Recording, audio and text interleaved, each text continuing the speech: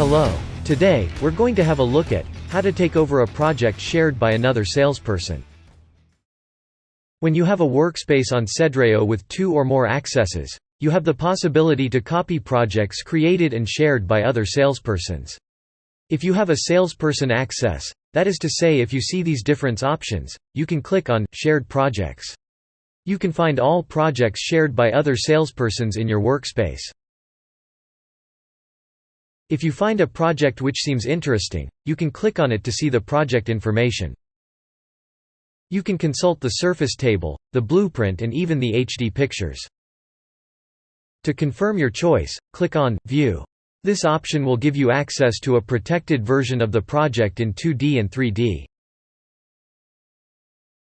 When you have made your choice, click on the white button and then on the Copy to My Projects option. Give your project a new name and validate.